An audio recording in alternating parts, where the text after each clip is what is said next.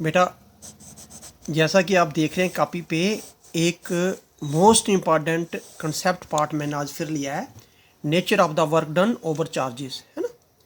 तो एक पॉइंट आपके दिमाग में बिल्कुल क्लियर है कि जब तक हमारे पास पोटेंशियल चेंज नहीं होता तो किसी टाइप की एनर्जी, किसी टाइप का वर्क डन जनरेट नहीं होता, है ना। तो मैं इक्विपोटेंशियल सरफेस की बात से, उस कंसेप्ट से शुरू करता हूँ। मान के चलिए कि यहाँ पर टेस्ट चार्ज हमारे पास ए पॉइंट पर है और मुझे ए से बी पॉइंट पर शिफ्ट करना है इसको, है ना।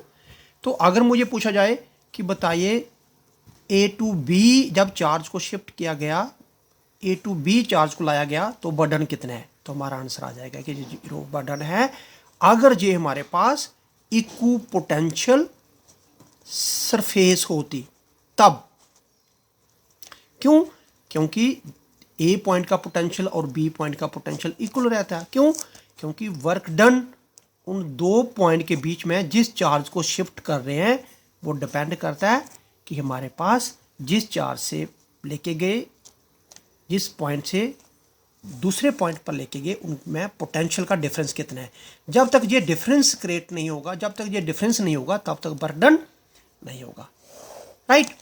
इस केस में हम क्या करते हैं कि एक मानकर चलते हैं कि ये एक मैंने सरफेस ले ली जिसको प्लेट टू डायमेंशनली नाम दूंगा।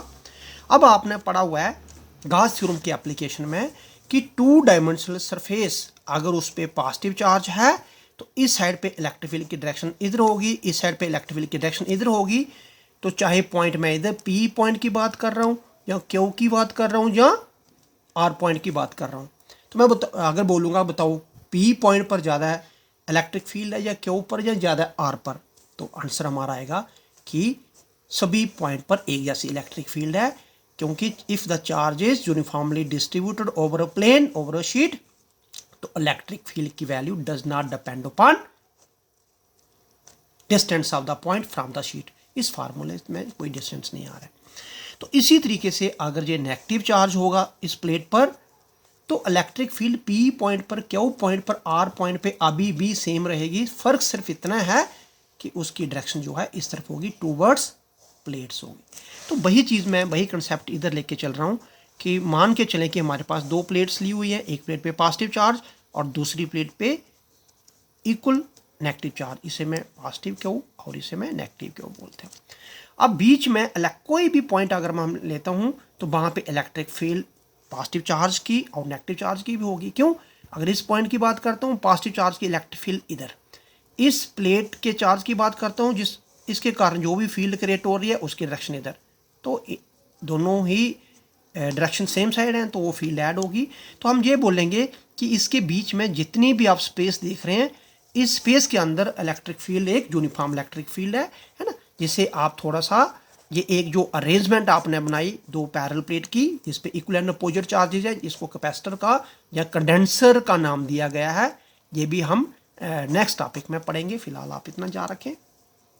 जिस प्लेट पे पॉजिटिव चार्ज है उसको आप हाई पोटेंशियल बोलते हैं और जिस प्लेट पे नेगेटिव चार्ज है उसको आप लो पोटेंशियल बोलते हैं, राइट।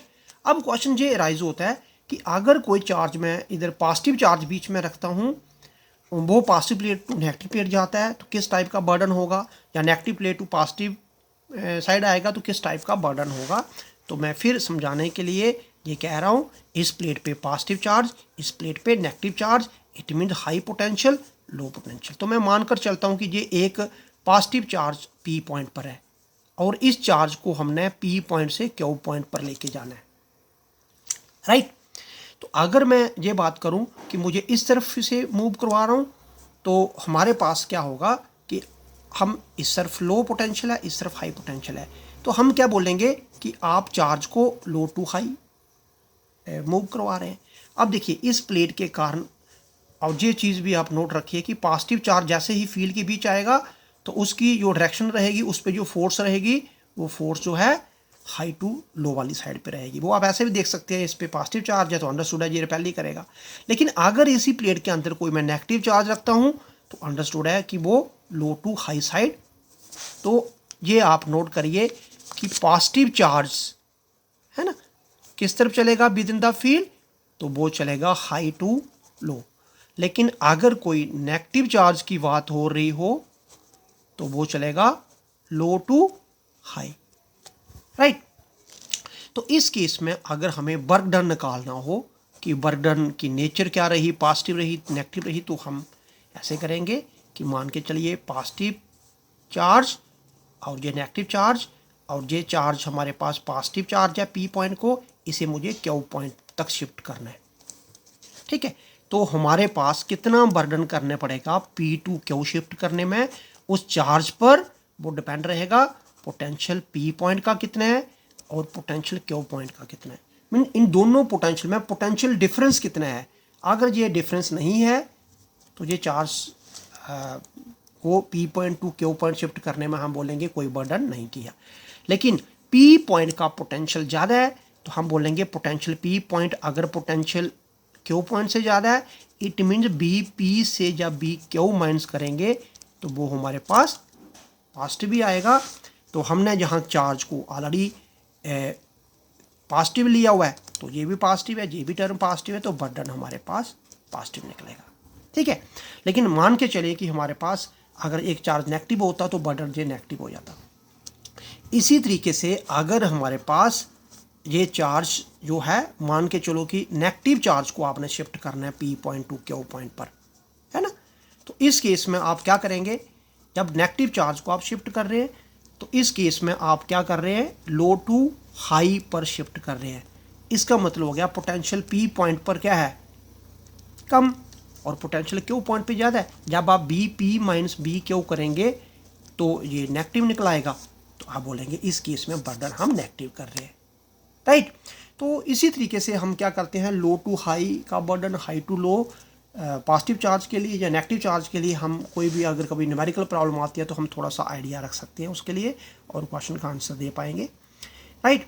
अब एक चीज़ और यहाँ पे क्लियर करनी है आपने कि जब भी चार्ज को आप क्या कर रहे हैं, किसी भी चार्ज को अब आप टूवर्ड्स द फील्ड ला रहे हैं, है ना। ये ग्रेविटेशन फील्ड में भी देखा था आपने 11th में, किसी भी चार्ज को आप टूवर्ड्स फील्ड ला रहे हैं तो अगर जैसे फॉर एग्जाम्पल कि हमने ये बात की है और जहाँ पे फोर्स इस तरफ हमारे पास, और किसी भी चार्ज को आप इस तरफ ला रहे हैं, it means against the electrostatic force of repulsion काम कर रहे हैं, है ना। या पॉजिटिव चार्ज पे जो फोर्स आएगी वो इधर आएगी, लेकिन पॉजिटिव चार्ज को फिर आप इस तरफ ला रहे हैं, इट मीन्स जो रिपल्शन फोर्स है उसके अगेंस्ट काम कर रहे हैं, तो बर्डन उस केस में नेगेटिव हमारे पास आ जाएगा। हम इस तरीके से भी जान सकते हैं, लो टू हाई में बर्डन जो है अगर किसी भी फील्ड के किसी भी फोर्स के अगेंस्ट काम कर रहे हैं आप तो बर्डन वो नेगेटिव में जाएगा। Thank you very much.